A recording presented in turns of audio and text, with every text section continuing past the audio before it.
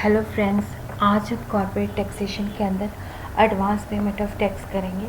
Advance payment of tax का मतलब होता है कि जैसे हमारी इनकम जो है करंट ईयर के अंदर जितनी हमारी इनकम बनती है उसके ऊपर हम करंट ईयर के अंदर ही टैक्स पे करते हैं।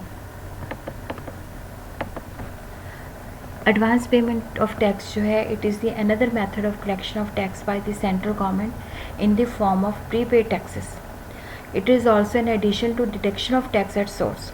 एडवांस पेमेंट ऑफ टैक्स को हम पे एज टू अर्न स्कीम भी कह सकते हैं। इसका मतलब होता है कि अदरवाइज़ जो इनकम हम अर्न करते हैं उसके ऊपर जो टैक्स हम पे करते हैं असेसमेंट ईयर के अंदर पे करते हैं, लेकिन एडवांस पेमेंट ऑफ टैक्स के अंदर क्या होता है कि पे एज टू अर्न स्कीम के अंदर जो करंट ईयर है, जो हमारी करंट इनकम है, उसके ऊपर टैक्स लाइबिलिटी कंप्यूट करके हमने इंस्टॉलमेंट के अंदर टैक्स पे करना है। और जो प्रोविजंस एप्लीकेबल है 2008 टू 219 है। और ये जो एडवांस टैक्स की स्कीम है ये सारे असेसीज को एप्लीकेबल है अगर उनकी टोटल टैक्स लाइबिलिटी जो है 10,000 या उससे ज़्यादा है। ये असेसी जो है इंडिविजुअल भी हो सकता है, एचयूएफ भी हो सकता है, फर्म भी हो सकती है, एसोसिएशन ऑफ पर्सन भी हो सकती है, बॉडी ऑफ इंडिविजुअल भी हो सकती है, कंपनी भी हो सकती है। वेयर द एग्जाम्पशन उन लोगों को है जैसे एसएससी जो है that is carrying on business refer to in section 44 AD। यहाँ पे उसके प्रॉफिट जो है प्रिजम्पटिव बेसिस पे कैलकुलेट किए जाते हैं।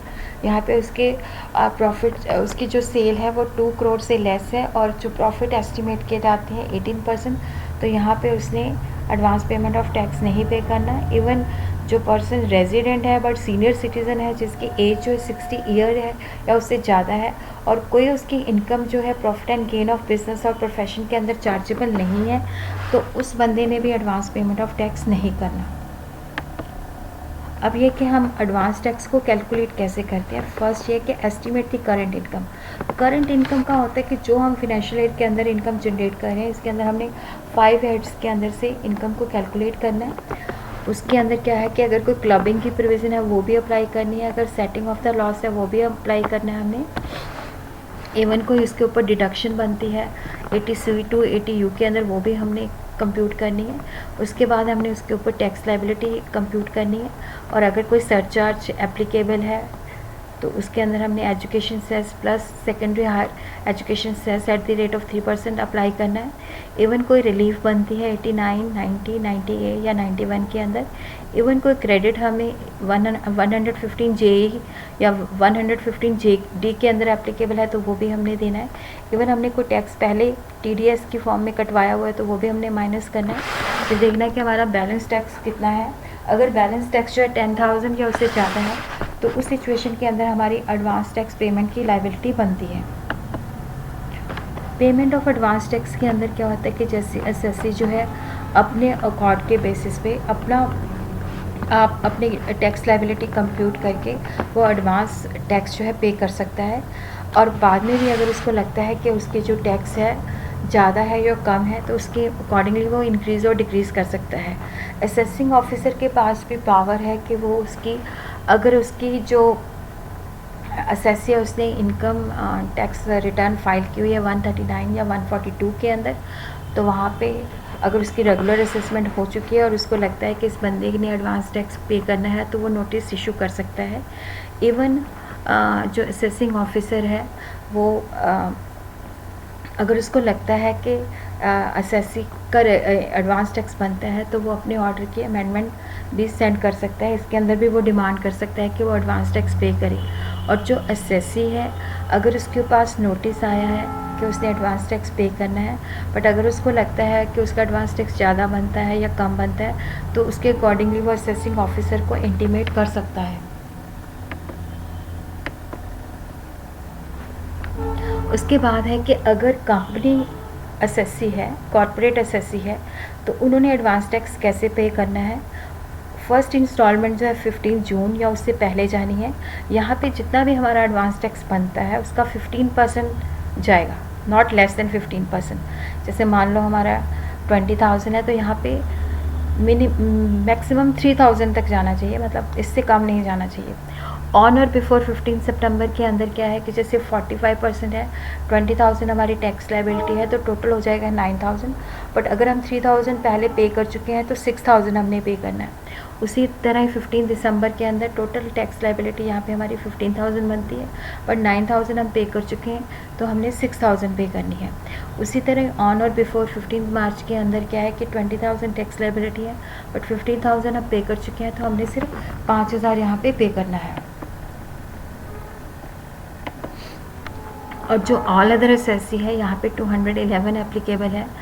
अगर यहाँ पे 15 सितंबर को not less than 30% of such advance tax, on और बिफोर 15 दिसंबर को हमने not less than 60% of such advance tax as reduce by paid in previous instalment.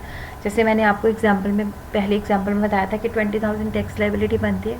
First instalment जो है हमारी 6,000 की है, 30%, 60 के अंदर 12,000 है, बट हम उसके अंदर क्या है कि 6,000 पे कर चुके हैं, तो 10,000 देना है।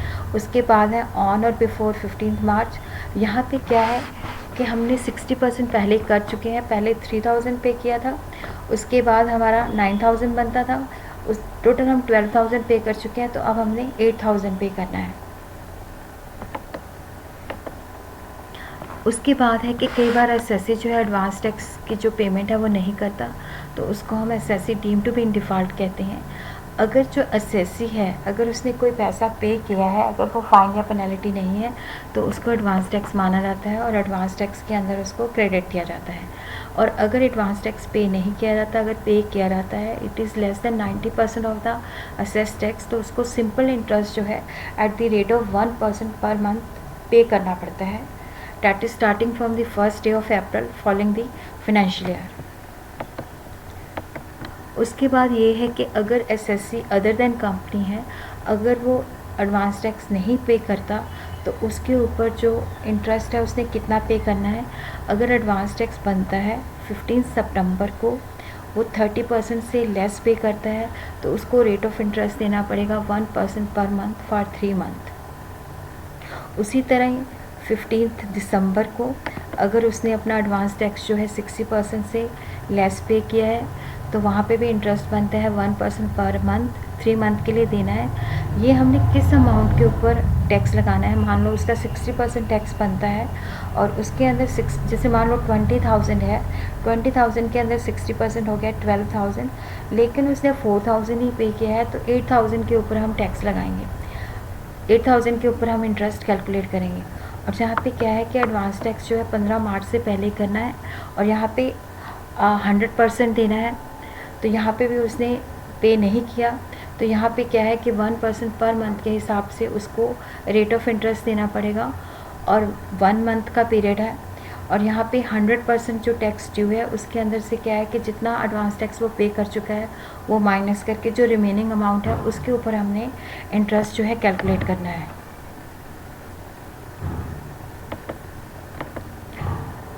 उसके बाद है कॉर्पोरेट एसएससी। कॉर्पोरेट एसएससी के अंदर क्या है कि जितना उसका एडवांस टैक्स बनता है, अगर उसने पे किया है लेस देन 12%, तो उसके ऊपर हमने देना है 1% पर मंथ और 3 मंथ के लिए है। यहाँ पे हमने जितनी उसकी रिटर्न इनकम है उसके ऊपर 15% हमने टैक्स कैलकुलेट कर लेना है और जितना उसने पे किया है वो माइनस करके जो रिमेनिंग अमाउंट है उसके ऊपर इंटरेस्ट कैलकुलेट करना है।